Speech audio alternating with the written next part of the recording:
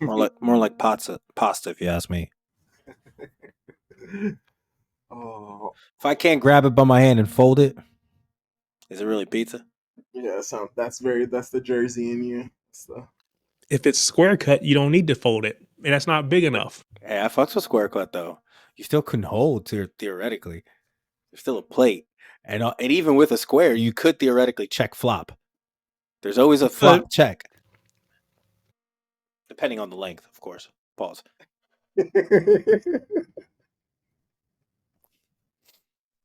Oh, I'm honestly leaving this in because need a little bit of pizza Sh- talk at the beginning. Shades of Blue, food critic, food talk. But I mean, when you're talking about pizza only, though, that kind of gets in only shades content. So maybe we're doubling it up right Charlie would have to be a part of that 100%. I feel like Charlie's got a good fruit critic in him. I'll say that's one of the new podcasts coming out. There's an MLS one, and then there's a food critic. Who's got the best pizza? I don't think you got a spot in Chapel Hill to eat pizza at. I'm sure there's something, but you might be better off trying to do barbecue or something down in North Carolina. right? You think That's a good point. we'll need people to help us out and let us know. I mean, we don't even get to the intro yet. We can actually start with that. The Man City tour. Oh my God. I got my tickets down. I'm going to New York to see City play AC Milan. Shout out to all the most dope people out there that I've already messaged and been like, hey, yo, I'm going to be in your space. Come through. Shout out to Curvio Mundial. Shout out to Rox Fontaine of Chop Soccer. There are a few other people. Obviously, New York Sky Blues. 100%. I got a few rapper homies, Cyrus the God, Solo Jones, that I'm gonna connect with and see if I can get them to write some quick raps about Man City or Shades of Blue or something. I'm gonna do something. I'm gonna get in the studio. I'm like, I need to go with you guys to the studio. I need to experience the true rappers New York studio experience. That has always been a dream of mine. So even if they aren't writing anything right now, you're gonna write some shit tonight. One of the first questions I ask anyone who's rarely been to New York or who has never been to New York is, have you ever been to Harlem? Because if you haven't been to Harlem, you need to do yourself a favor and just go to Harlem. And just get yourself a little bit of that culture. Canal Street, up and down. Just soak it all in. Get an absolute pleasure to be able to walk a total of maybe 50 to 75 steps and find yourself immersed with maybe 5 to 6 different types of cultures. That in itself, I think, is just something to really treasure. So Canal Street in Harlem. Shout out to anybody from Harlem. Cam, Jewels, Dipset. And then naturally, we most of us, I think four out of five of us have gotten our tickets to where's it, Chapel Hill? Chapel Hill, North Carolina, North Cackalack. Yep. Charlie should be amped about this. I know, right? His face. Super excited to be anybody who is listening, seeing. I'm sure I'm going to clip this up. If you're going to be at New York, if you're going to be at Chapel Hill, anyone going to any other spots? I'm going to Ohio. I haven't bought my tickets for it yet. Okay. It hurt my heart to spend as much as I did earlier today because I bought my ticket plus tickets for my brothers. So I'm gonna get my Ohio tickets here in a little bit, but I just needed to put a little bit of a break in between it so I can look at my account before it goes down again. I feel that. Yeah, Lando, you bought a couple of tickets. I bought tickets to multiple venues, which means traveling to multiple venues. It's a literal straight week of just not being at home and having to spend money. It's just like, ooh, It's awesome. good thing it's in July. It's actually the week after my birthday. I'm Let's just gonna go. treat it as a birthday expenditure. Obviously, gonna be doing things for Shades of Blue, so it will turn into work as well. Looking forward to it. So yeah, if you're gonna be in Columbus, if you're gonna be in Chapel Hill, if you're gonna be in New York, hit us up because one of us, multiple of us, will be at one of those venues. Sorry, Orlando, couldn't do it. But if somebody wants to make some friends and you want to like sponsor us to go down there, hey, we'll check out Orlando. That's the only way I'm going to Florida is if I'm being paid. I'm not my choice going to Florida. That is just a whole personal thing that I have and I will not break. It just is what it is. You don't fucks with it, huh? Florida itself, not anybody in Florida, whatever. It's just like there's a lot going on in Florida. So you couldn't be the starting quarterback on a Super Bowl winning team because walking off the field, you could not look the camera in the eye and say, "I'm going to Disney World." I mean, that's paid for. I love it. He's right. Yeah, I'd go. It's They ain't free. getting my money though. Yeah, I'm not paying to go. And yeah, if I'm like an NFL player, then obviously got to play the Jaguars and stuff like that. But I'm being paid to go there. It's a very controlled situation. Oh, I don't have to worry about taxes or anything like that. It's legislation, what they allow, what they don't allow, what they appreciate, what they don't appreciate. Like, but also we're not here for this. Okay. We're here for football. Yeah. You know who this reminds me of? The United fans who wear the green and yellow scarves because they're upset and they're like, "I'm never going to a game again," and they're never getting my money. But so they wear the green and yellow scarves instead. Which costs them money. Well, it's not. It doesn't support Manchester United. It's like whatever the other. I don't know. They're outside of Manchester United. Yeah, I don't know. So they wear those green and yellow scarves. So it's like, hey, you're a Packers fan. That actually fits. This is like a perfect analogy that I'm putting It together. is not a perfect. The colors work. That is it. It's not perfect. That's more than I started out with. Do you have some cheesehead? Do you have some fellow cheeseheads without you knowing it? Oh It's no. like Salford City or some foolishness. I don't know. But basically, they go support them instead, and because they don't want to give the Glazers any of their money, is what they say. So he doesn't want to give Florida any of his money. But if somebody else's money, then it's whatever. Exactly. You get it. Thank you. So the Glazers in Florida are the same. Similar, yeah. Honestly, yeah. We're making art over here, baby. I feel like Tampa is a very specific part of Florida. Like there's very specific things. Like there's very specific Florida things that only happen in the Tampa Bay area. Great point on top of that. Yeah. So it's a very specific sect of Florida. Like there's very Florida man, woman, non-binary individual that are, from Florida's, like if they're in the Tampa area, it's just a little bit different. Just a little different. Exactly. And if you know, you know type of vibes. Yes, very much that. Very much on that type of time. I hate it. You have permission to make a mistake. You have permission to lose. You have permission. And that's when we get big. Yeah, I'm a genius. Attack everyone and send everyone. I think we're forgetting the most important thing. We're forgetting about focusing just on ourselves. But we can do better. We need to take the next step, and there's no better place than taking the next step here. Show ourselves out there how much we want to win it again. We win 4 of the last 5 Premier League, guys. 4 of the last 5 Premier League.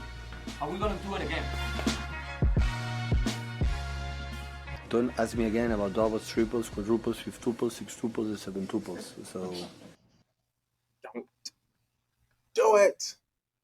Hey, welcome to episode 94 Shades of The Blue. niggas debating my numero, not the 3, not the 2 on the UNO.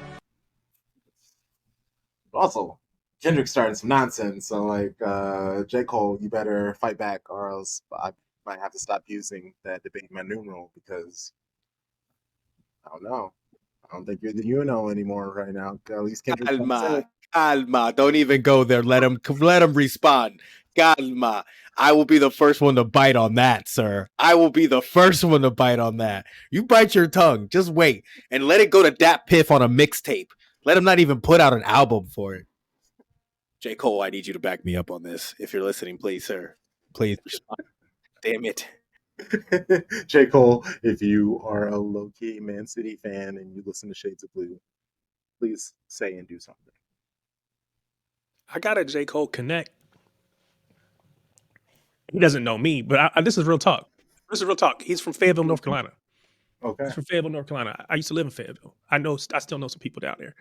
So if you can reach out, like they grew up next door neighbors. So, I can make a phone call. Not, what happens. See what happens, I'm probably gonna say no, but it's worth a shot. The 6 degrees of separation of this podcast just got real wild. Not even gonna lie. Hold on. I need a rewind. I need a Nas rewind. I had technical difficulties. Who did he just name drop in his address book? No, I'm just saying he's from Fayetteville, North Carolina, which is I used to live there on the when my dad was in the Army. So shout out to Dad. Thank you for his service. just happens to know. I just happen to know people that were they were like neighbors with J. Cole's family when they were growing up. Actually, my buddy, my best friend, is married to the girl I'm talking about, who's like his neighbor. Her family. So yeah. I would never ask just because it's like out of the blue. But it is a legit 6 degrees of separation, Mark Bacon type thing for real. No, for real. That's wild. Did you say Mark Bacon? No, isn't Kevin Bacon? Ain't that his name? Yeah. What did I say? I think you said Mark Bacon. Really? Really? I should have said Did he Macon really? Bacon. I heard Bacon and immediately assumed Kevin. Yeah, I did. I said it. I have no idea. I've derailed the podcast. I am so sorry to all of our listeners. Please forgive me. My hungry self. I heard bacon and just was like bacon, lettuce, tomato. Yes, that is what I'm talking about. Oh man, I love it. Bacon cheeseburger. If you didn't know, we are the most comprehensive show about Manchester City, covering both sides of the Mason-Dixon line. We making art over here. Capitalize the A. Oh man, I am Crunk Chocolate. I'm with Tom Bomb, Tarik, and Lando. Obviously, we are doing great. Before we get into anything at all, what I need you to do right now. If you're watching on YouTube, hit that thumbs up for us. Show some love. Leave a comment on what you thought of the episode. If you're listening on Apple Podcasts, Spotify, Good Pods, also RIP Google Podcasts, RIP to you. I think it's like April 2nd. It's your last day of you just pushing out those podcasts. But if you listen to any of those other not defunct podcast apps, 5 stars. Rate us 5 stars. 5 stars. Comments, all those things that boosts the algorithm, lets people know who we are, what we're doing, and that you love the show. Appreciate it. Another week of amazing shows for you. Shady Gang, Breaking Bread on Wednesday, 8 p.m. Central, 9 Eastern. For Manchester City, welcoming Arsenal to the Etihad. On this weekend, we're going to have Arsenal supporter, Byron. We had him on the Lit stream last year. Shady Gang, you guys seem to love him. He is a sensible Arsenal fan. He can be a little picante. He's also an Iowa homie. He grew up in the area that I did. He's now down in Atlanta. Good for him.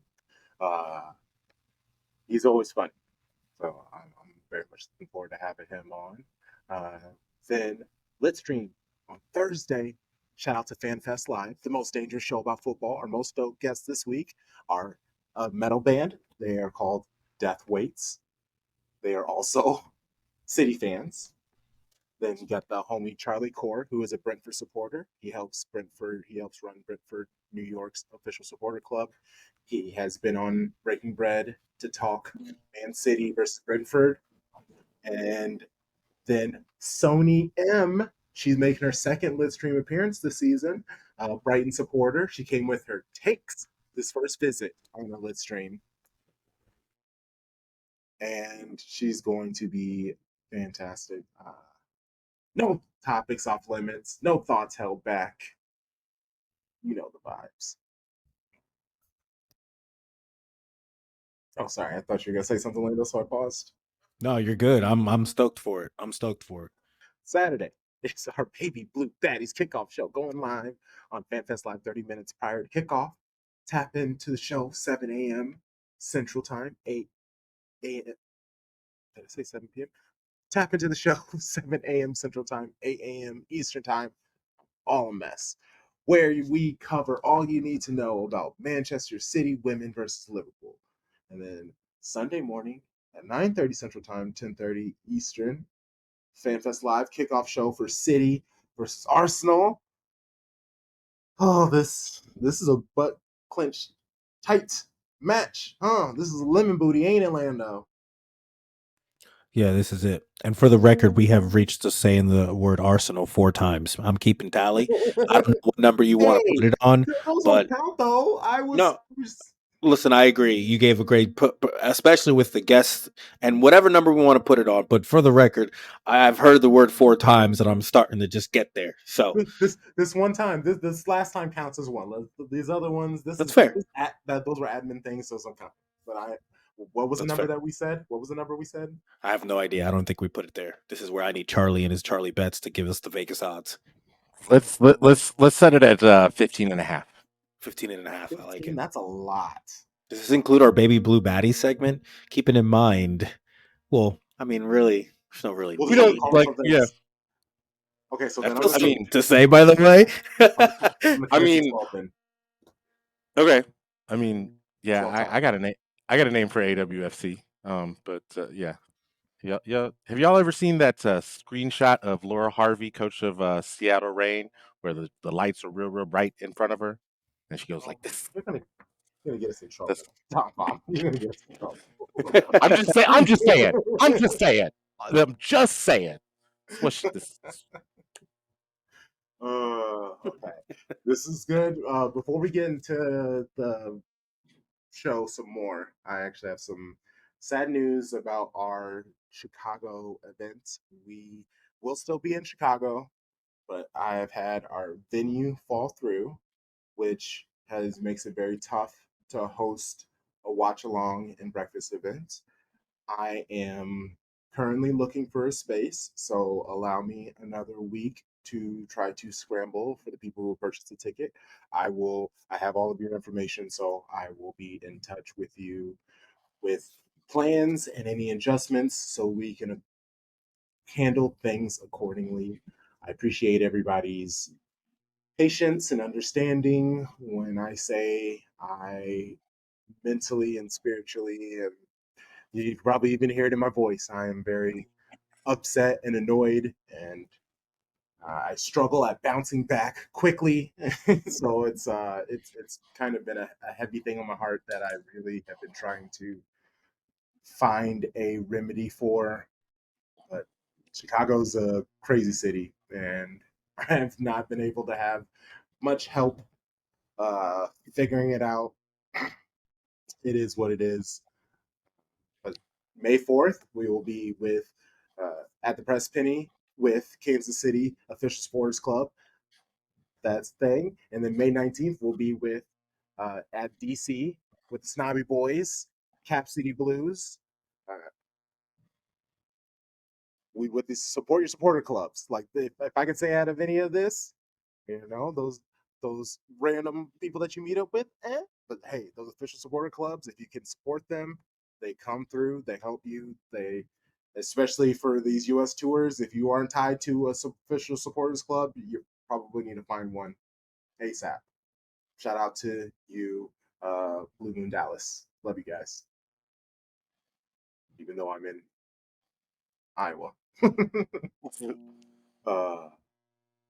Okay. Well, Also, oh, shout out to Kansas citizens. yes. The press penny has not reached out to me for part-time employment as a cook in the kitchen yet. Yet. But yeah. Also, you'll be seeing me doing the pre-match show from the press penny. So Looking forward to it. Vibes, yeah, vibes, vibes, vibes. vibes. That's right. Well, today's episode, we got some time to sit and stew with our baby blue baddies and chat with them because they've been able to get the whole focus for the entire week. We're going to talk about that. The Manchester Derby, making it 5 wins of 5. Manchester City men and women have faced Manchester United this season 5 times. Manchester City have won all 5 games. We have the full house, the clean sweep. We out here. I just love this club so much. Manchester is blue, and there's no argument or confusion at all because you don't even get like a last win or anything. And they were all very solid wins at that, like drubbings, knee slides all over the place. Ooh, they were so pretty. All of the knee slides, so pretty. Oh, funny. Scoring a goal from offsides. What? We getting calls now? What? I mean, refs being ignorant, refs not being able to do their jobs. Unfortunately, like it sucks for. Like I would feel bad if it, like, say if we were playing like Leicester or Bristol or something like that, where that would happen and the goal would mean a lot. I'd be like, oh dang, that's unfortunate for them because they could probably really use anything they could get. It's United. Who cares? It's at the Etihad. Run it up. And then they gave another goal immediately. So it's just like your play itself didn't even say that you deserved better. I don't know what to say. I know what to say. Happy birthday, Mark Skinner.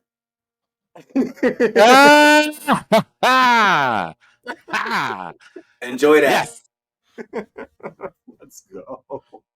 Oh man. And then we're gonna cover Manchester men, preview score predictions for the PL match against Arsenal on the weekend. A little light tings. I'm gonna see if I might bring a little bit of chaos at the end of Baby Blue Baddies because I do have a few questions that are some observations I have made that I am interested on your thoughts. Definitely.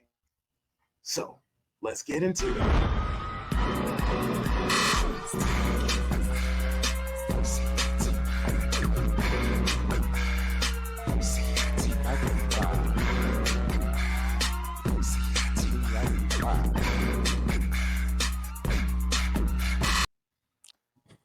Okay, so I do have some clips though before we get into everything.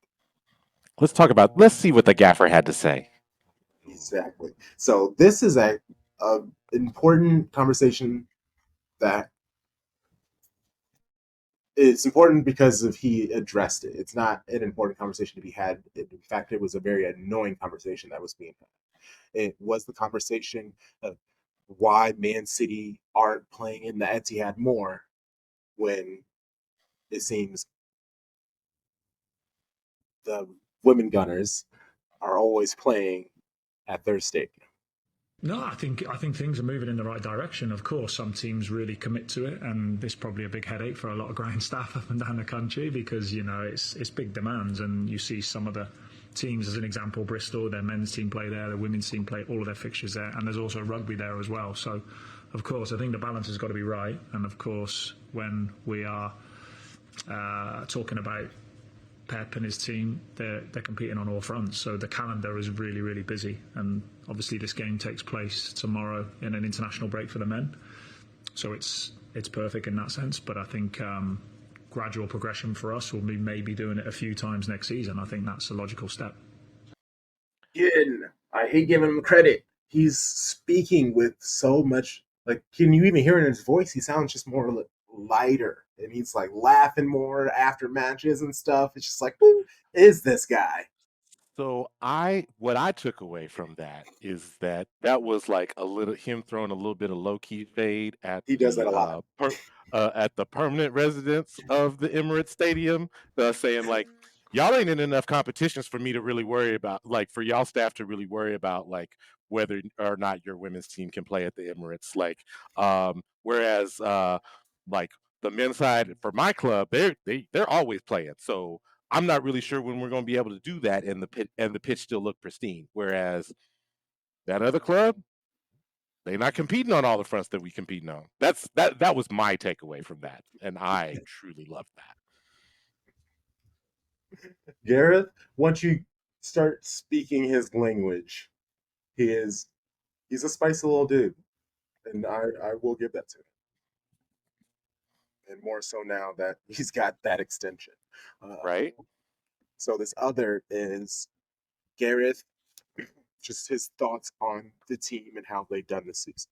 I have to be honest, the majority of this season, 90% of the time, we've been so good. I think we've had one half in maybe 50 halves of football this season against Spurs in the second half where we just weren't quite ourselves for one reason or another, and that can happen. I think that's still really something to be admired from this group, and tomorrow's no different. We try to keep it normal in terms of playing the game and not the occasion. I think that's really important. We don't need to drum it up any more than what it is. We understand the implications of results in terms of what they look like, but we have to enjoy that. We have to enjoy this moment. We have to really commend the players in terms of how well we've done in being in this position, because it's there is a little bit of space now between second and third and fourth as well. So I think it's important for us to try and remain in there as best we possibly can, and I think we will do.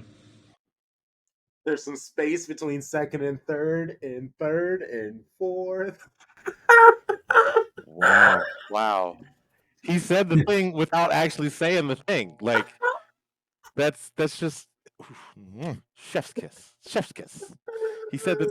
So not only did he bash his upcoming opponent with his last comments, which is also your derby rival, but he also um, you know bashed a team that you know they have to come to play at our house.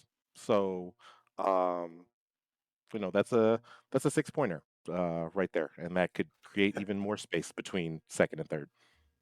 So yes. Yes, shout out to him. Well, that is all I had for pre-match. I have a few post-match. Ooh, I'm excited about the post-match. Hmm. I bet he has some things to say. Ciphering GT. Yes, exactly. All right, so this match had a little bit of a scare starting out to it with the lineup. Almost as soon as the lineup came out, there was an immediate change after warmups. So we have Keating in goal. See, left. Go ahead. Oh, I just felt like this hit me like right before kickoff. I guess maybe because I was working, so like I didn't see it like you guys saw it. But when I'm about to tune, I was like, wait, what? What just happened? Please go ahead, give me that 11. So left to right, across the back, we had Layla Wahhabi, Alex Greenwood. Alana Kennedy was subbed in for Laya Alexandri, who was taken off and was a scratch. I know that you, Crunk, you probably get into Gareth's comments about her later. Yes. Yes, but just generally on my observations. Okay. Kirsten Kasparite, that made up the back line. Midfield, Yui Hasagawa, Laura Coombs gets to start over Felipe Engeldahl, and the Spark, Jess Park, starts in the creative role. Left to right in the attack, we had Lauren Hemp, Bunny Shaw, and Mary Fowler gets another consecutive start. Which I know that there are comments about that. As a matter of fact, if you don't have them, I think I have them. I have at least them bookmarked so I can read them. But going into this match, or it was very apparent that we missed Laya Alexandri, and we were trying to figure out a way to play with the way that Alana Kennedy is comfortable playing. Laya Alexandri, Lamazia trained, like actually Lamazia trained as a 6, even though she does play center back for us and for Spain.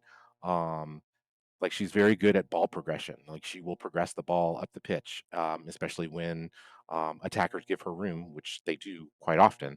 And Alana Kennedy is not giving you that same ooh ah sensation. That's not to say that she's not a great defender. Um, that's just not necessarily her bag. And you could kind of see that in the way that City kind of fell behind a Hey, little. it kind of reminds me. It's a perfect example of between when we have John Stones on as a center back, or if we don't have John Stones on as a center back. It's just, yes, our team looks and the ball moves decent, everything looks fine, but there's just like a level of crispness and control that just wasn't there. Yes, and I think Laya Alexandria reads the game so well.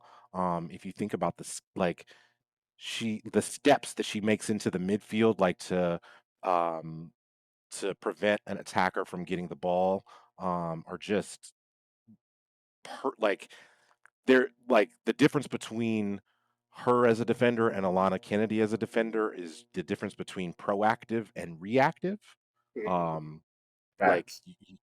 you will see Laya Alexandria anticipate, and then you'll see Alana Kinney kind of react, which you did see a lot, especially like in the first 20 to 25 minutes. We really kind of struggled to um, get our footing in those 25 minutes. I believe that United actually was ahead in possession um, up to that point.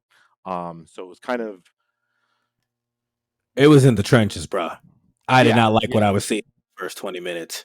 No, it was not. It was not great. And then it was almost like finally the club was like, or it looked like Yui was starting to take better positions to make sure that she was an outlet. You saw Jess Park actually drop deeper into the midfield, almost back to the back line to receive the ball. And you weren't seeing the fullbacks in Kasparai and Wahhabi fly up the field. Um, like now in that first 20 to 25 minutes, we did give up some pretty scary looking chances. The first one to Nikita Paris, where she just drugged that one uh, too, like the angle was too sharp. She put it to the near side of the post. Um, Another one from JC, that which Kiara Keating got a great save on. Um, and so it was like, okay, we know what we're up against. We need to kind of and you also saw um, the times when Layla Wahhabi got in the most trouble against JC was usually when we had flipped our wingers and Mary Fowler was playing on the left side and Lauren Hemp was playing on the right. Um, one of the I think, just to make cross club comparisons, one of the things that most people really like about Lauren Hemp is that not only is she explosive going forward, but she has a tremendous work rate, almost like that Jack Grealish type of work rate that she's always going to get back and help defend. So I think that that's just something that Mary can work on in her game. Obviously, Gareth is seeing the things that he wants to see out of her right now because she's starting. Um, so we started to get a few more chances. I believe it was in the 30th minute. Jess Park got the ball in the midfield, carried it to almost just a little bit outside the top of the box, and she just let one rip. It was like, let's test Mary Earps and see if she's awake. And Mary Earps did make the save, but it was like oh, okay, this is a good shot. And it was kind of like that was the moment where everything kind of flipped from that point. So then we had in the 37th minute, um, Jess Park gets the ball, progresses it to Laura Coombs, who finds Bunny, who is, yes, admittedly coming from an offside position, but I guess I don't know what the line Oops. judge was. I don't know what the line judge was looking at. I don't know what the official was looking at, but they ain't call it, and I'm gonna take it. Oops. Um, uh, Bunny finds Laura Coombs, who gets it back out to Layla Wahhabi, right outside the box towards the byline. And when I tell you she dropped a dime, she dropped an absolute dime into the box.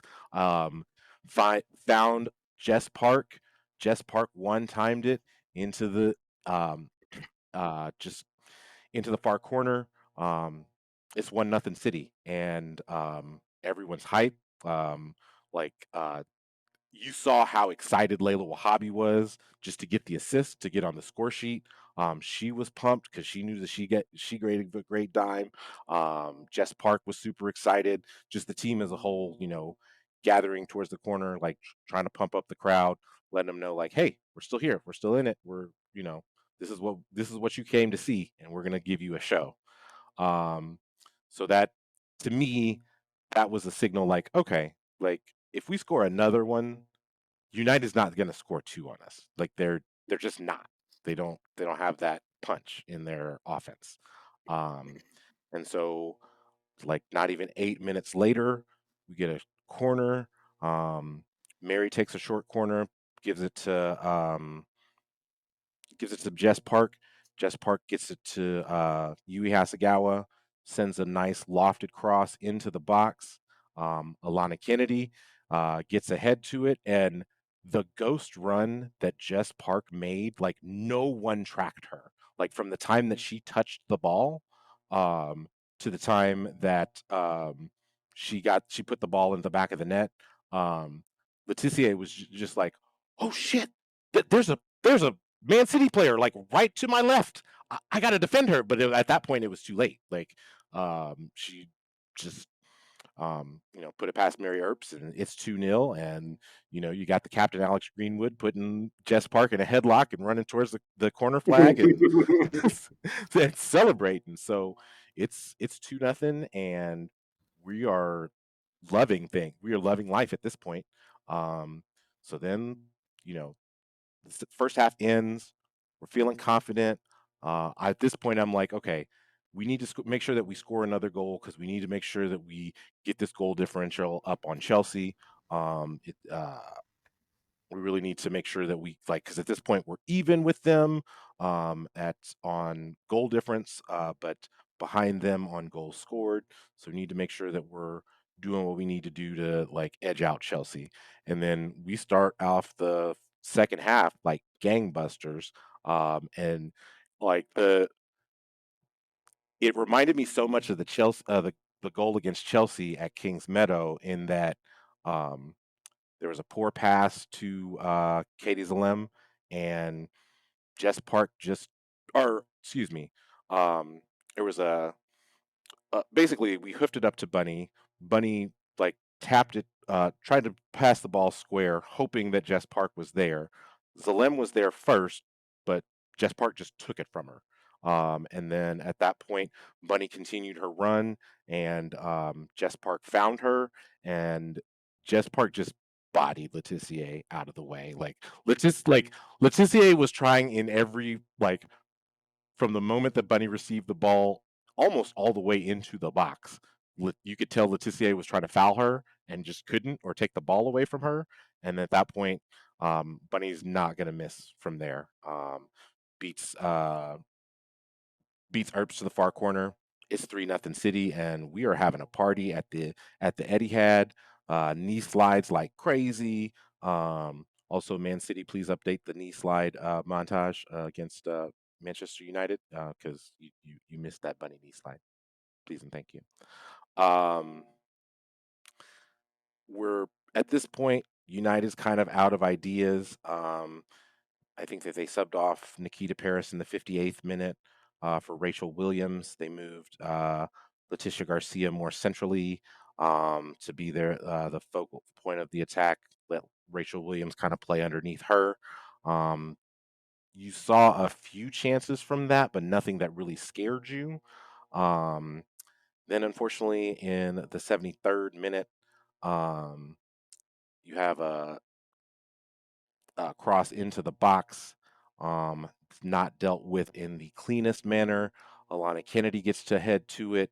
It falls to Mary Fowler, who gets another head to it, but sends it right to the Rachel Williams, who gives it off to Blundell. Blundell makes a cross into the box. It looks like Kiara Keating's ready to defend the cross, as is Kirsten Kasperai. Unfortunately, Kirsten Kasperai gets a foot on it, and it pretty much wrong foots Kiara Keating into the near post, and we are looking at 3-1. At that point, before that goal, we were actually up on Chelsea on goal difference, so we had that one goal +1 in the goal differential category. So then to go back even was kind of distressing and heartbreaking. Um, but and then I think really it was just a kind of a matter of holding on for the last 20 minutes or so. You did I was It was really nice to see that chance at the very end of the match. Jess Park just kind of running through the midfield as United had all of their players pressed up to hopefully score a goal. Um, she's running through the midfield, um, finds Lauren Hemp. Lauren Hemp puts across to Mary Fowler. Mary Fowler cuts it back to Bunny. Bunny drags the shot wide, um, but I think it was deflected by Earps, and then at that point, it's 8 minutes of stoppage time. At that point, Lauren Hemp was like, "Okay, I'm just going to do the smart thing and go to the corner, and we're going to play this out." And the whistle blows. City gets 3 points for a night. We were on top of the table. Um, Chelsea did what they do. Although shout out to West Ham for only limiting them to 2 goals. So again, West Sham should have gave us 3 points. Damn it! Should have been one. Should have been one. Yeah, The refs weren't being silly there. Also, do your job. We need you to do one damn thing. We've had a great relationship with them on both the men's and the women's side. West Sham. At least for 7 days, they get West Sham out of me. I want to go back to the City match. There was a tackle at the end of the match that Lauren Hemp made that was beautiful, hustling all the way back, tracking back, better than the defenders, and just cleans the player out. It gets up like it was nothing. It just walks away. Losing it.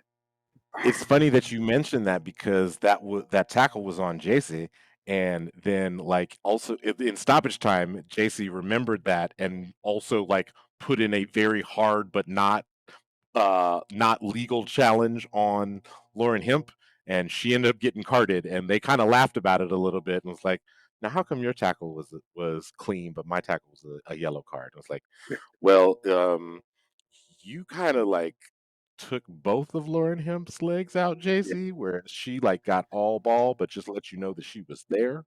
So and you're losing, so it does make you look a little petulant. So yeah, yes, that combination. Thank you for throwing that in there.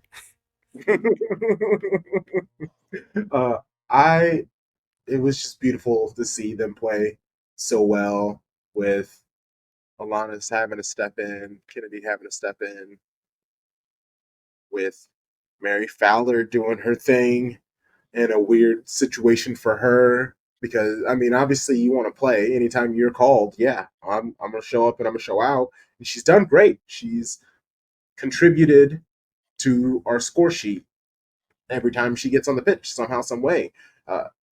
Does she look like a winger? No, but she is contributing how she can. She's holding the ball up.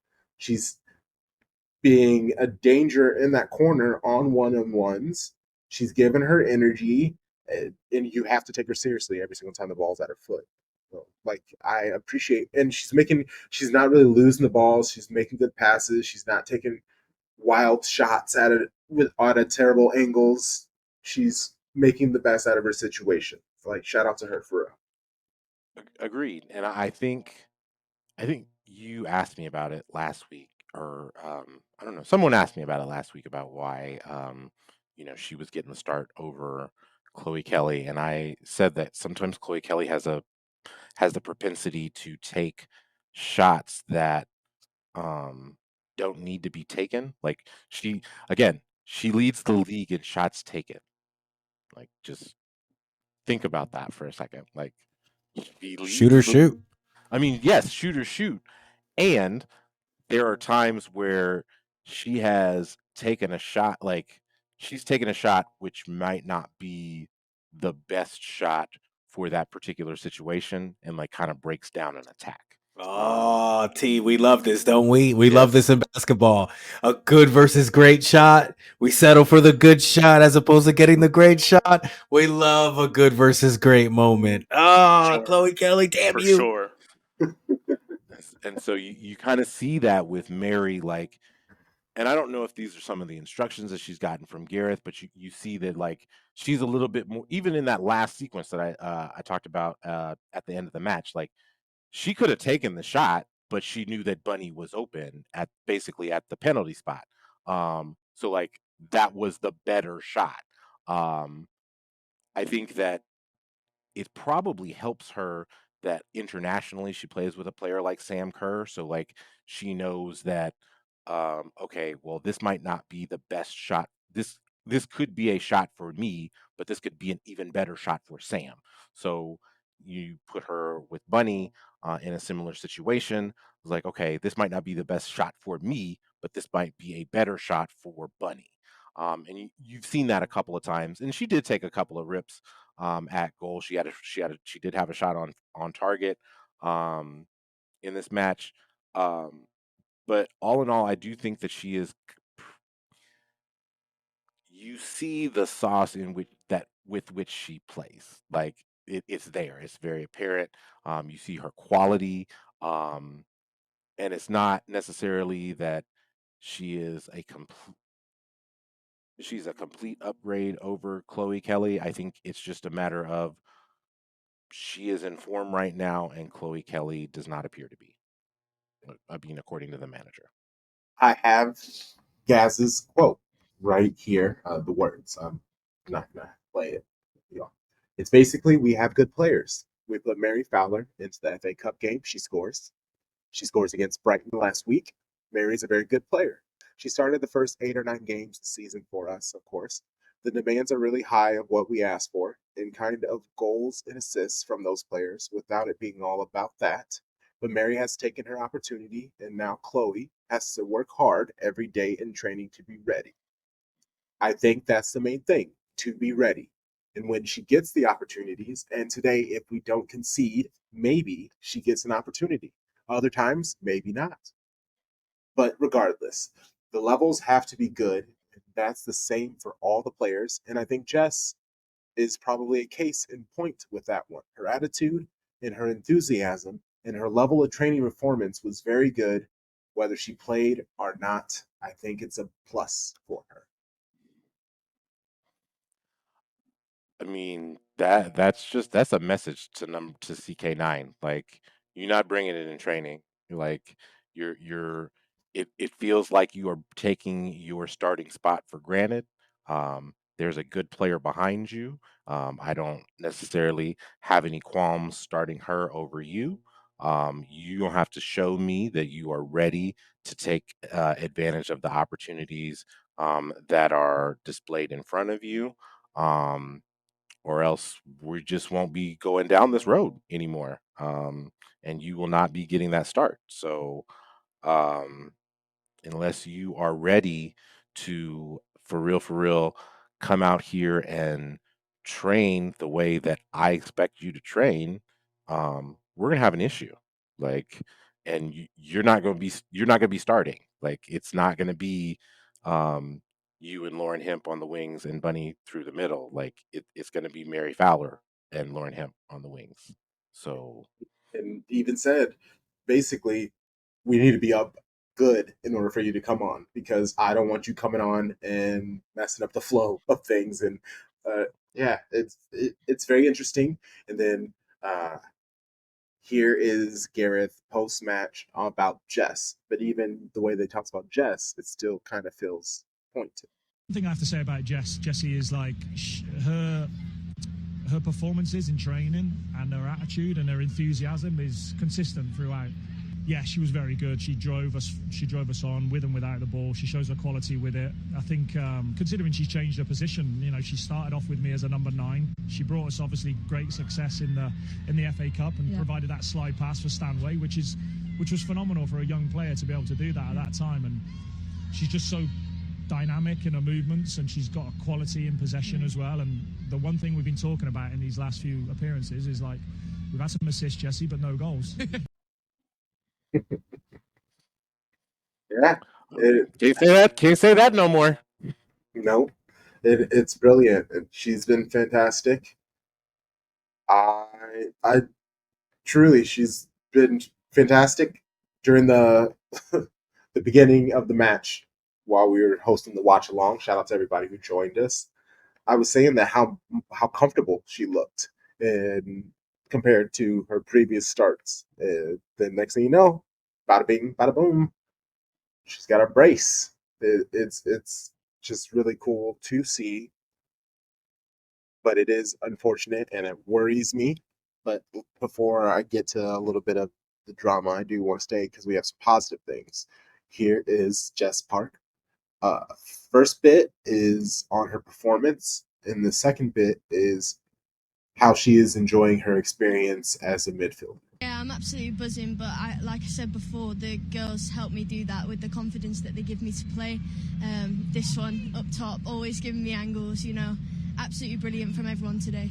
Yeah, you know, I've only just come into the position. I'm absolutely loving it. I get that little bit of freedom. I get on the half turn. I can drive at players. I can slide. It's something I love about my game personally, and I think I can just show that in playing that position. I think there's loads and loads to learn, and I learn every single day off all the girls, Ips, Kumi, Yui, everybody. Like they teach me things every day. So she's fantastic. I think just what she said and what Gareth said, like, you know, she came to City and she was a traditional number 9, and Gareth was like, "Nah, you're a little bit too small for my liking as a number 9. We're gonna put you out on the wing." She um, plays well out on the wing. She plays so well that it's like, I need to get you playing time, but I'm not going to be able to really get you playing time here. We're going to loan you out to Everton. And Everton was like, saw her skill set and was like, you know what? You used to be a 9. You're a winger. You're pretty good with the ball at your feet. We're going to play false 9 through you. And she had a fantastic season for Everton last year. She really did. So she comes back from her loan. She's confident. I believe that she did get a few starts on the wing before Ward got hurt. And then once Gareth decided, like, I'm going to need somebody to create more chances in my midfield than just having a midfield of Yui, Kumzi, and Ipa, um, we're gonna put her in, and we're gonna make her be the spark. And it was almost immediate. Like once she was inserted into the starting lineup, I felt like the whole energy of the team really just shifted. It was more like, okay, this player's gonna go. We're gonna have to go with her in order to keep up. And I think that's like it seems like that's one of the things that Gareth wanted from her. And I still I still think that I'm not sure that some of the performances that we're seeing from Park, that if Ward were healthy, not to say that Ward is not a good player, because she is a good player. She's just a different type of player. She's a different type of 10. Um, so she's more of a it is from what we can see, it seems like Jess Park is more of a distributor.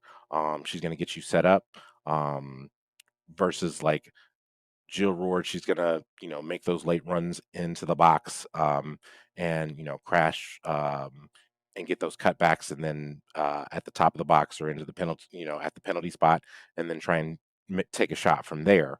That's not to say that she couldn't, like steal the ball off someone and press, and like we've seen her physicality in the midfield when she was playing, but um, I think that there's a certain speed that Jess Park plays with that I'm not sure that Jill Roord has, and I think that what's going to make Jess Park really dangerous is when she learns how to vary her speed and not necessarily play like at 100 miles. Yes, exactly. Like once she learns how to vary that speed, Yeah. she's gonna be a nightmare for folks. Unique criticisms that I too felt literally my like 11th or 12th or no, freshman sophomore year of high school, being told that same thing. Dude, that breakdown, Tom, I just got to say I love you for that, because I fell in love with her game just a little bit more watching it. I'm so pissed that you played the interview that actually said with her playing this new position gives her the freedom, because I wanted to fucking say when I was watching her play, you could just see she felt a freedom. She was getting that ball, looking up, seeing what's going on, and moving. You're so spot on, Tom. I'm sorry, you got to clip that, Crunk, because that breakdown on her was absolutely magnificent. It's one knowledge for me to know about that Everton loan spell and the false nine, and getting that a little bit awareness gives me that much more love for her for having that fortitude to have to go be loaned, come back. And like you said, the Jill Roord situation, if it wasn't for the injury, or maybe if other circumstances, we wouldn't be seeing this greatness. Regardless, I'm fucking loving what I saw on Saturday. I mean, that I fell in love with her game on Saturday. It was incredible to see the movement, the action, the spacing, the timing of 1-2s back with Yui. I loved all of it, man. It was really, really good to watch.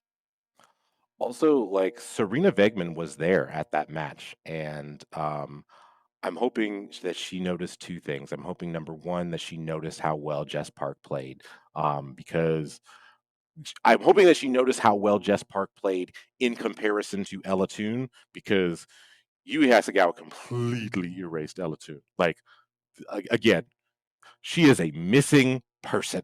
Like we don't know where she is. Like just missing. And then also like I'm Actually, hoping. if you Oh, if go ahead. you stay here, because you mentioned Yui, I have Jess and Bunny, who were the two players interviewed post match, their thoughts on Yui. She's an absolutely incredible player, not just on the ball but off the ball, talking, telling me where to be. Don't know if you want to say anything. Yeah, you know, for Yui, she don't talk much, but I think her presence speaks a lot, and I think for me, she's one of the best anticipating passes, because in training sometimes I could see myself making that pass, but by the time the ball leaves my foot, she's literally right there. Like, how did you know I was gonna make that pass? But yeah, like she's incredible, and I think, you know, having someone like that with so much composure and so much control just helps up building forward.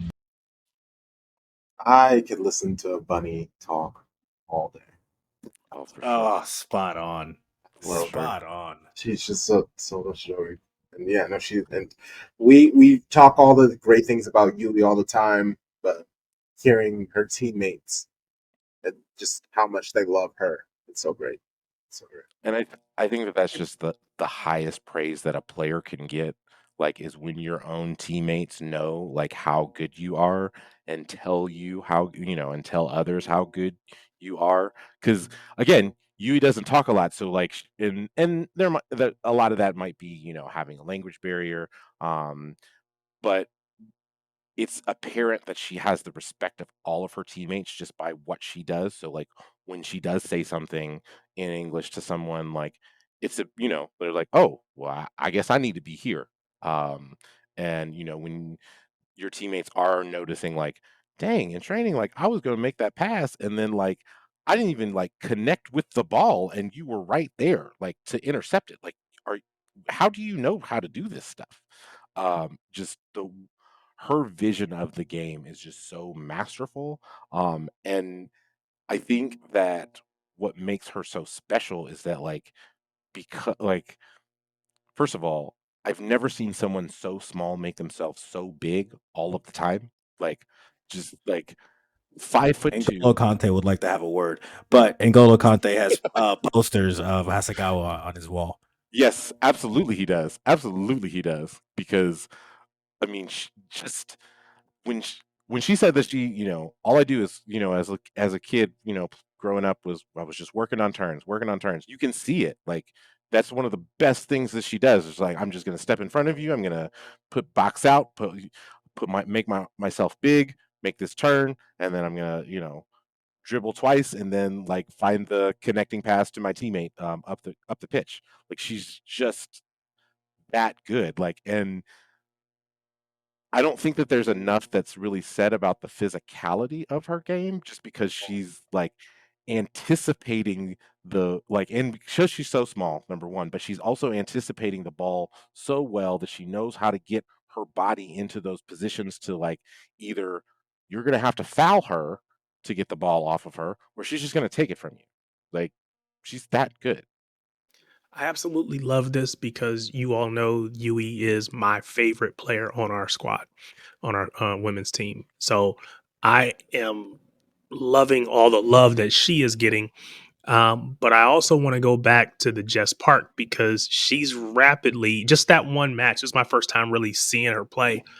But she might be number 2 for me because Phil is probably one of my favorite players on the men's side, and she has that to her game. I heard you talking about, just the progression that she still has to go, learning to play with a little bit more calma, that pausa that we talked about Phil needing, and how Pep was saying, he just, playing the game at multiple speeds, can't all be one speed. It's almost the exact same thing. You talked about the turns that Yui makes. We saw Jess Park make some of those very Phil Foden-esque turns, get the ball on the half turn, beat your man. It was watching her play was very impressive. And so my hope is that we find a way to get her on the pitch consistently. Because you don't want to see someone with that much talent walk out the door again. I get it. She had to go to Everton to get some playing time, but let's not make that mistake again. So find ways to get her on the pitch. I'm happy you said that because that is one of the things that I want to talk about. But first, we have to show love to our record breaker, Bunny Shaw. It means a lot. I think, the girls demand a lot of me. Especially, it starts in the training pitch. Even though I score, I know they're going to be on me in there saying I should have got a few more. But yeah, I think for me, I just try to do the bits that I can at the top end of the pitch. Of course, the girls look for me to score. But, it's not easy. But, I try to do the best that I can. Georgia Stanway scored 67 goals in 186 matches. Bunny Shaw, 67 goals in 81 matches.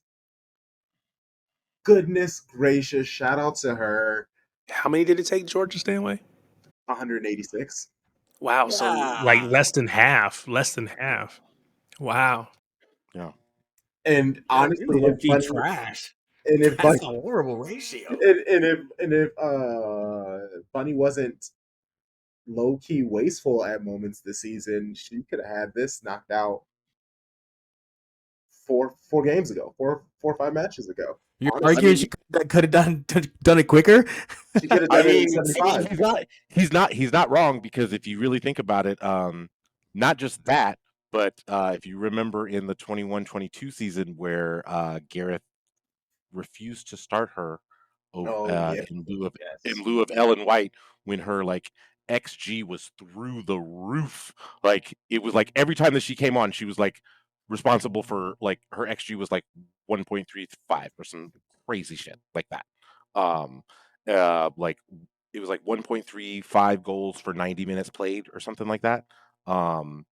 So she could have done it even faster. But Ellen White, I guess that was like her little swan song situation, since that was the year that she retired.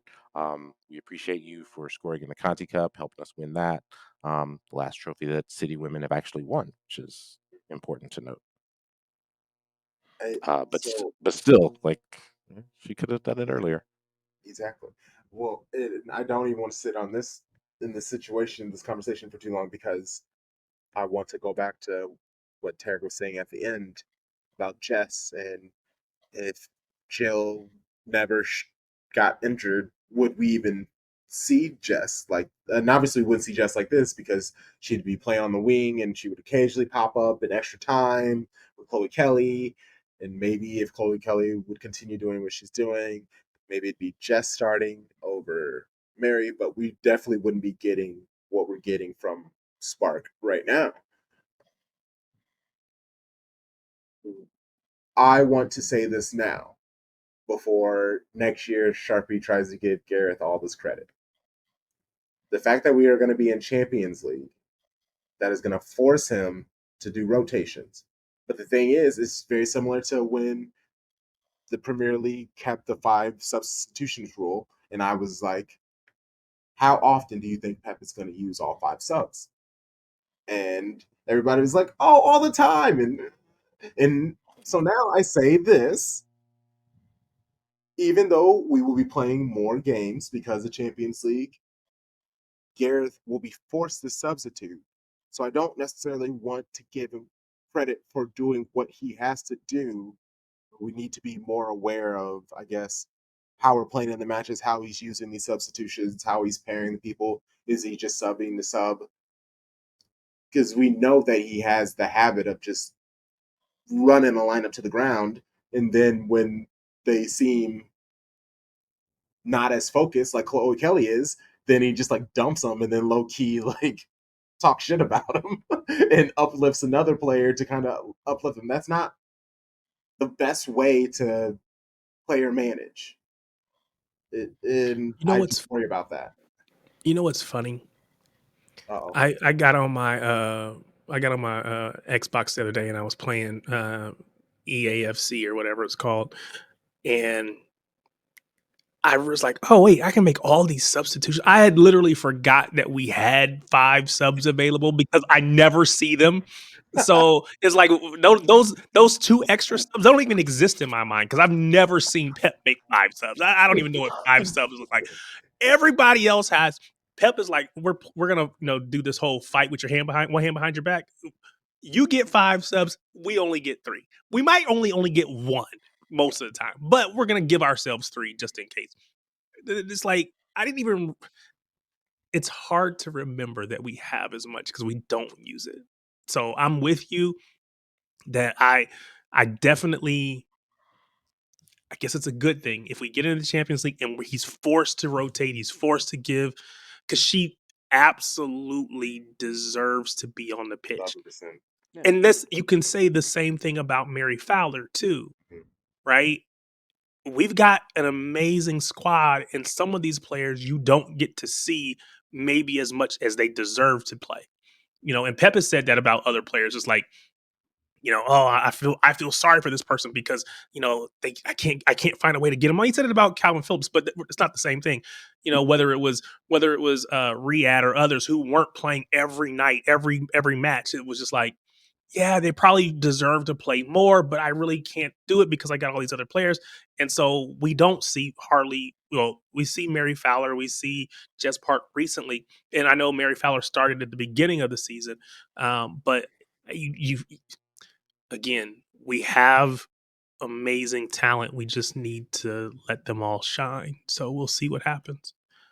Well, I was just thinking, I can't remember the last time that Gareth actually used all 5 subs. I want to say the last time was a Conti Cup match against Bristol last season, where we see, used Charlie all would 5 say subs. same club, same passion.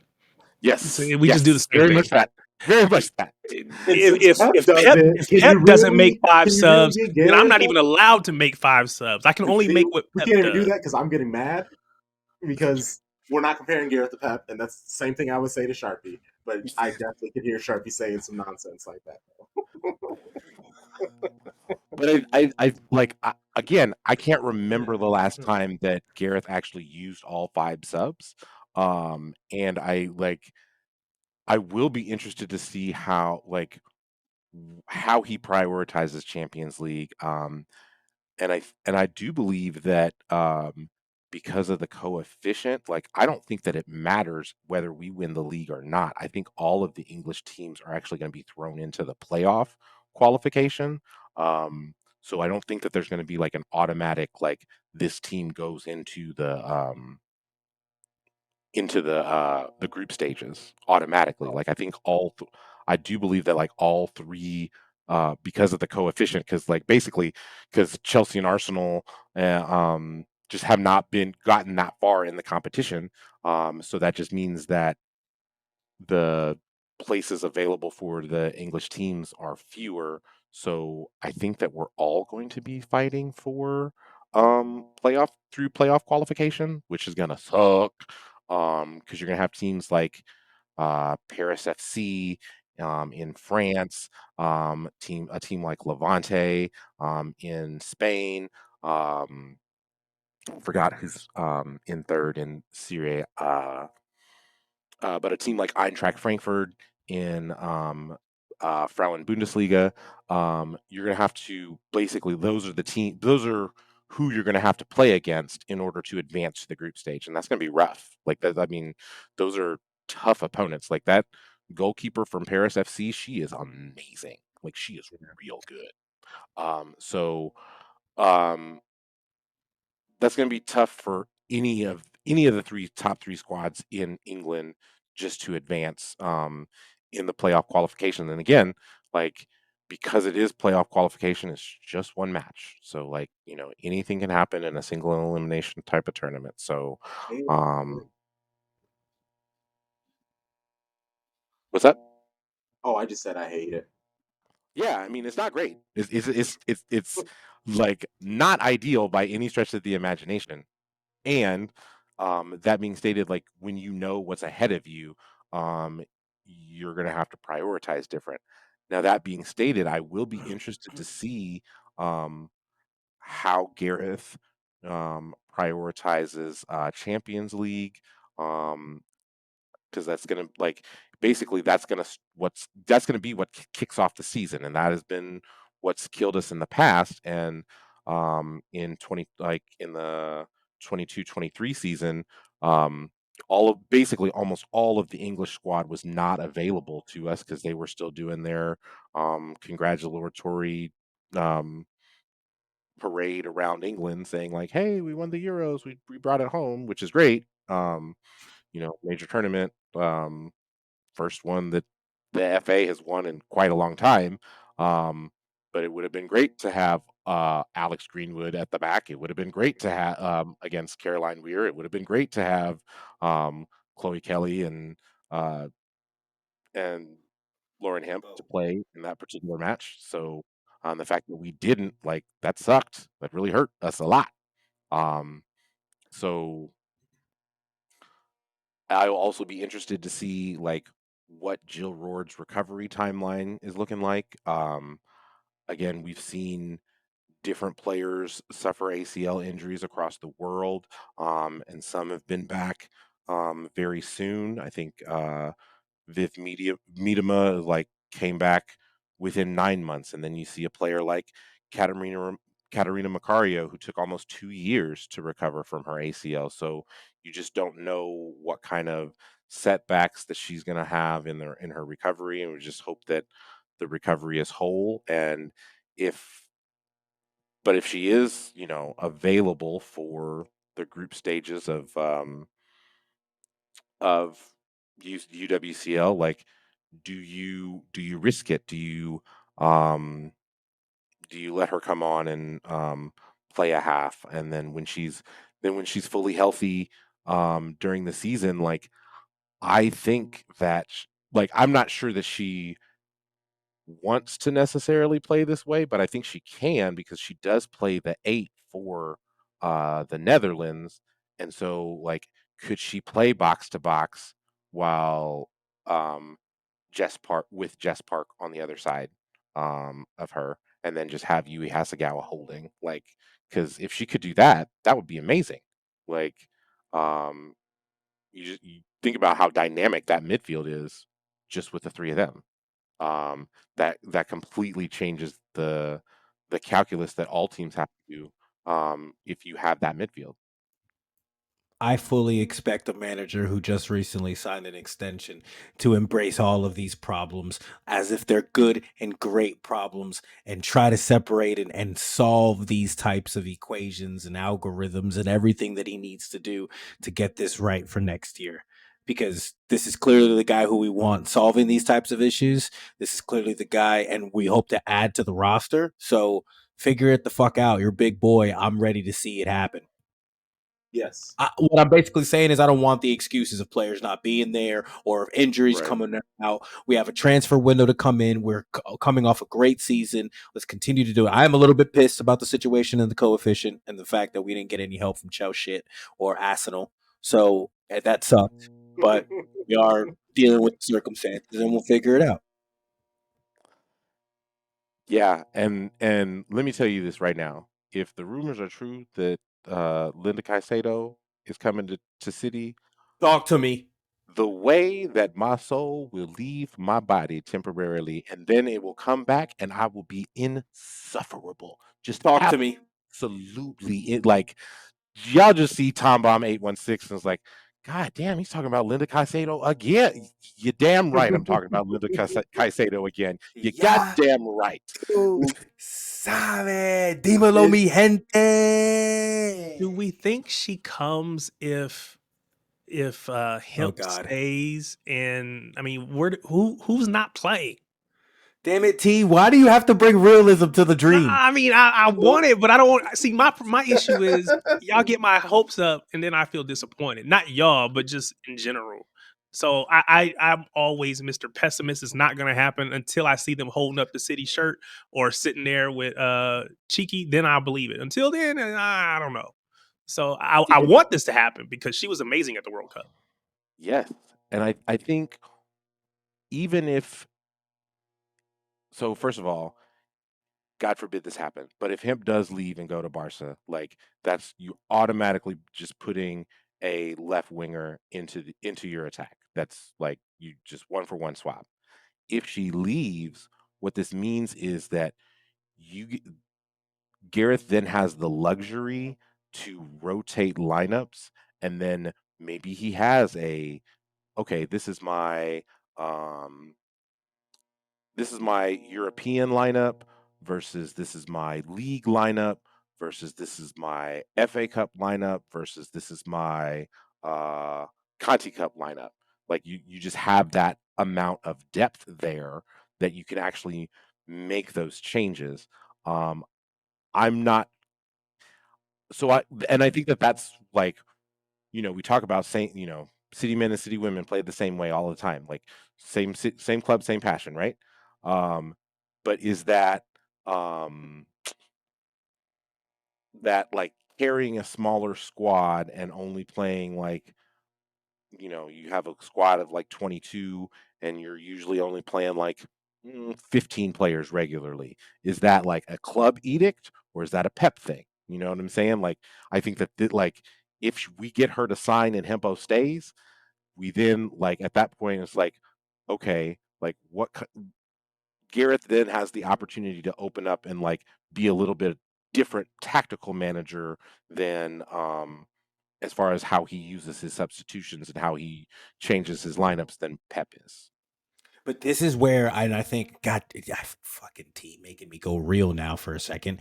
Crunk alluded to earlier a few years ago and the problems about being able to kind of manage those relationships with players and maybe giving a swan song to a player when we had a particular Khadija who was killing it and had a great XG. If we're given these great problems and you go with scenario 2, which is my personal favorite, we keep Hemp and we bring in Linda Caicedo, dímelo mi gente. If we bring Caicedo in, that is the problem of all problems, but you have to manage those players. Now we have to, and credit to Chloe Kelly, by the way, the few shots that we got of her on the bench on Saturday, no, attitude. She seemed to be chilling and mingling with her teammates. So this is the kind of stuff that we need to be in mind and keep in mind. But I don't want this type of problems. I want the problems of they're on the roster, they're on salary, everyone's happy. Let's try to figure this out and we'll manage those players. And this is where I say, GT, you got the fucking contract. You need to be a big boy and put the big boy pants on and manage this shit correctly. This is really going to be on you. If we spend, right, rumored, correct me if I'm wrong, 2 milli? 2 milli. 2 milli for her. My lordy. Dímelo, mi gente. And Chelsea, they don't care about who you have. They go, you are the best player available at this moment. You want to come to Chelsea? We're bringing you.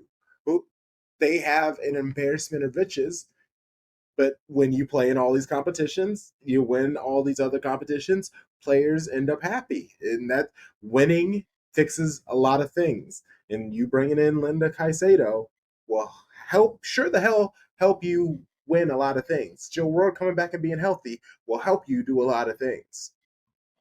Lauren Hemp coming back and signing a contract extension will sure as hell help you win a lot of things. Rumor is she's leaning that way too now, right? Yep. Am I seeing that correct? Yes. Shout out to like Flops. That's where I'm seeing it. Well, I believe that it was a Spanish writer. Yep. Yeah. Writer for Barcelona.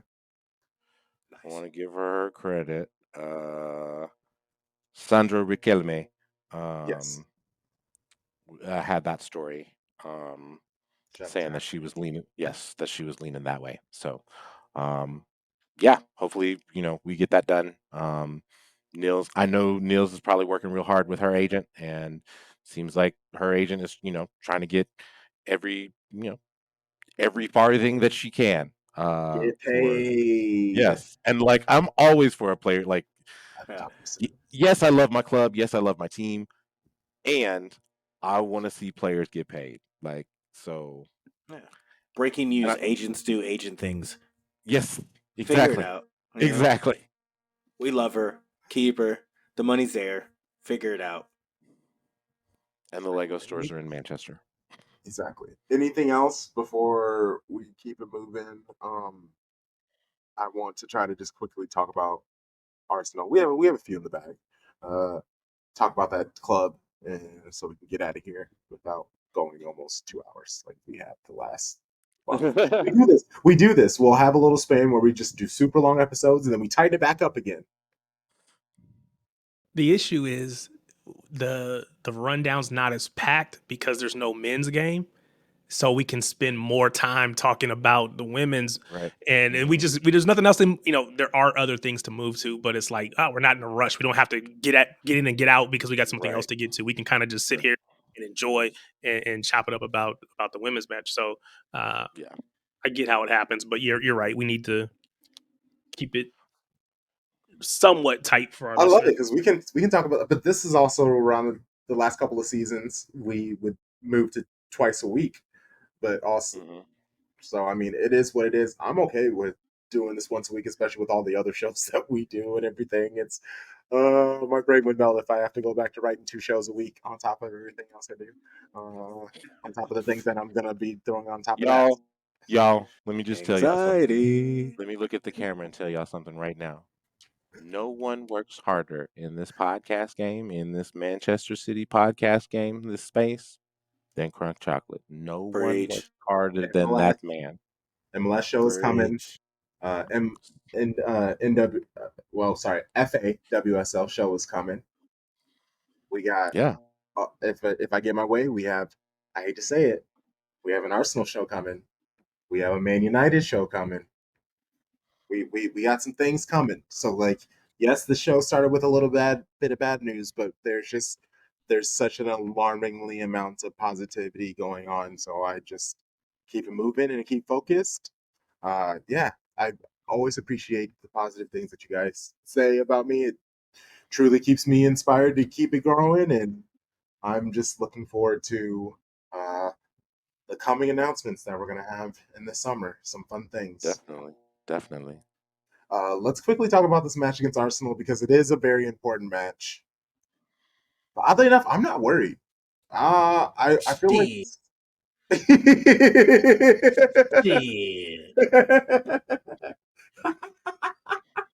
can't believe you just said that. I don't know, because especially they beat us off of again, like I've been saying on recent time, they damn near concussed Ake, and that's how they had to beat us. We were the better team then. They beat us to get their little shield. Like, sure, they have their W's and their excitement. That was way beginning of the season. We are not that team anymore. We play so much better. We play so much cleaner. We have KDB back. Alon is fully healthy. Daku seems to be in a position on the team where he can use his dynamism and his strengths instead of just being put on the wing and telling them to run up and down real fast. I don't know. I just think, and Pep has had 2 weeks to think about this. You forgot the most important thing on that list. Ooh, what did I forget? Rodrigo Cascante is available for selection. How did I forget And y'all know how many games in a row we have not lost when that man plays? Gary, it's a roundabout number, I know. It's pretty up there. It's pretty impressive. high. I think it's like consecutively. 64. Yes, and that's consecutive matches. Consecutive matches in which he plays. Yeah. Like, so that's a fair point. I'm not. And what is y'all know that clip of shout out to Michael Irvin where he's like, they're gonna go into your house and eat your meal, and what are you prepared to do about it? That's how I feel about this particular match. Like, like, what are you prepared to do about it? And Shades of Blue podcast. Only Kevin Bacon and Michael Irvin can get on the same episode. We are giving the people what they want. He's always got a spot on this podcast. Kevin See Bacon? that right there? Michael Yes, Irvin always already. will have a space. He said Michael Irvin will always have a He space. said Michael Irvin always has a spot on this podcast.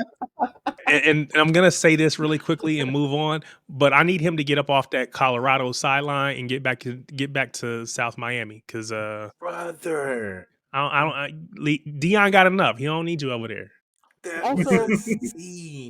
Also, like, didn't they play against each other in college, like, repeatedly and like almost getting fights? I don't know. Yeah, I don't understand. There's an upper echelon of greats that mingle amongst themselves in that world. But T's on to something here because I think from a standpoint to where if you're walking back on that Miami campus, you're looking at some of those recruits again. I mean, if I'm Cristobal, if I'm that team, I'm personally saying, bro, it was, and if to T's credit, I don't want to get too far or crazy out here. Derail this again, bro. In that moment, there was like a good month and a half where every week it was like, who the fuck showed up to Colorado? Who's gonna? It wasn't just Michael Irvin. It was Michael Irvin. It was The Rock. It was Warren Sapp. I'm like, why don't y'all go back to Coral Gables? Go back to Coral Gables and get on that campus. Get on that sideline. We need you. Have you seen our record recently? We need you. Anyway, let's get to footy. Yeah, we need a Miami breakdown. T, let me know how you really feel about it, bro. I'm just saying, our record isn't what we are accustomed to. We need all of our big guns to help with the recruiting, everything. Just bring the swagger back, man. We got to get back to being who we are. Anyway, get back to being Manchester City.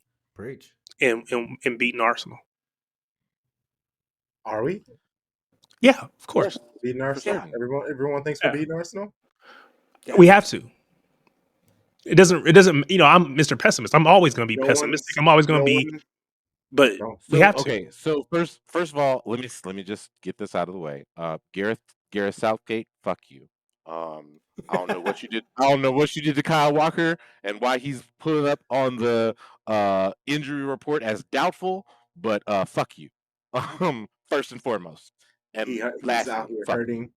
He's out here hurting Kyle Walker while Ben White is out there getting his tan on, playing Uno on the beach, getting made fun of.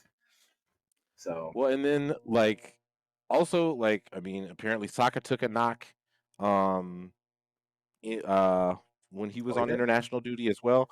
Like, but I mean, he's just injured for a few days, so he's scheduled to come back. I guess Martinelli as well also has a foot injury, but he's listed out as just for a few days. But uh, and I think De Bruyne has a groin injury. I don't think that we will see Kevin De Bruyne in this match. And to be quite honest, I don't think that this is a match where we need Kevin De Bruyne. I think that Phil has been playing so exceptionally well that I think that you should play Phil. And I don't think that you should play out Julian Alvarez with him. Like I really do think that this is a match where you I think that this is a match where you put Jack Grealish, since he is fit, you start him. You start him on the left, and you put Daku on the right, and let him hold that width. Um, Obviously, if Kyle Walker's not going to be playing, um, I don't know if that means that we're gonna have John Stones start at that right back position, and not invert, and we just play four across the back, a flat back four. I don't hate that. If Kyle Walker's not ready to play. Even if it's a Kanji out there and you have Stones and Ruben Diaz start together, I'm okay with that. Um, but I do think I think that this is also going to be a match for Yasko to start, um, because I think that your Ake has lost a step since last season. So he has not been as effective as he was last season. Like he's not going to put Martinelli or Saka in his pocket like he did to Vinicius Jr. I think he's In low the key champion. fighting something. I think he's fighting something. I feel like when I watch Ake run, something in his run looks tight. Like, and I don't really know how to explain it, but just something in just the way that he runs, it looks, and that's yeah, and it could just be age. Could just be age. Could just be age. I don't know, but yeah, just something in him just doesn't seem right.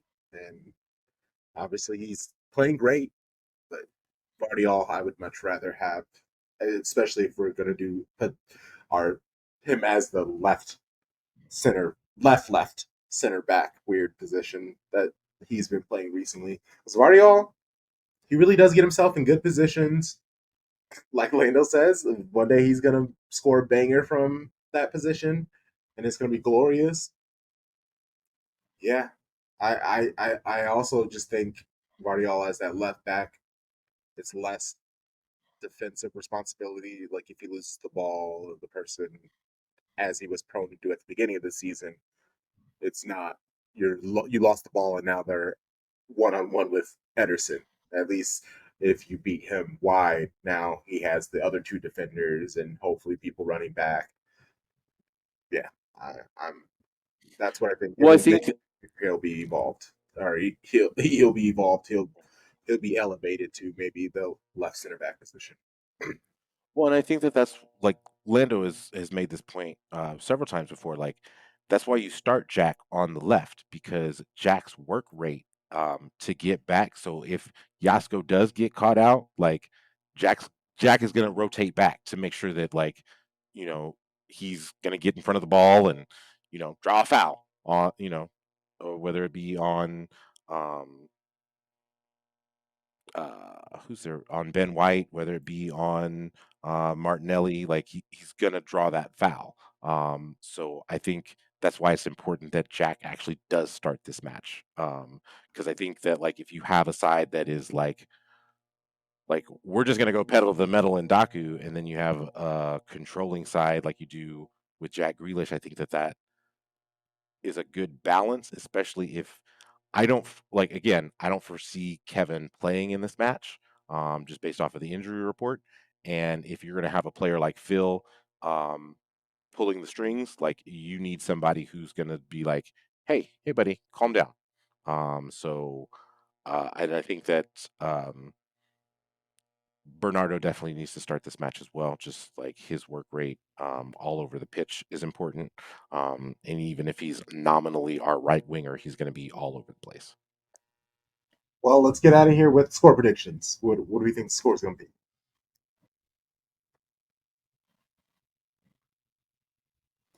I'm going 3-2. City. Yeah, I think it's going to be. We will see an Oscar Bob appearance. I think Oscar Bob has been playing quite prime. He will come in the latter part of the game to give us a different dynamic. I think Tom's spot on with the lineup. I'm going to give you a name that I expect to be, if we win, like I predict, this player needs to be particularly well. Mateo Kovacic. I think this is your statement game to show that you've been a player for us. This is your statement impact game for us in your first season. And I'm going 3-2 City. Yeah, that's probably about right. Probably 3-2. Yeah. It's going to be tight. I mean, I hope, but I don't expect us to, just blow them out. I think it'll be tight. But I'm confident that we can pull it out. I have a 2-1 scoreline, 2-1 City. I don't like five goals in this match seems high to me personally. But 3 seems about right. Um, I just think that we're gonna. I have a feeling that it's probably going to be one of those late winner situations, and I swear to God, Lando, if you're right, and Oscar Bob comes off the bench and scores another like stoppage time winner, I will lose my shit. Like I will be running around the press pinning like, "Oh my God, Lando called it! Oh my God, Lando called it!" I'm getting his kit on site immediately. I will be on the Manchester It's like website copping the kit. click. I almost went 2-1, but then I thought about the goals that we've given up this season, our inability to keep a clean sheet. I believe they will get chances. I believe we will get chances. I think both defenses are relatively suspect at the back line. So I think my initial thought was going to be 2-1, but I can see it being a little bit of a track meet at some points, unless both teams decide to just really control.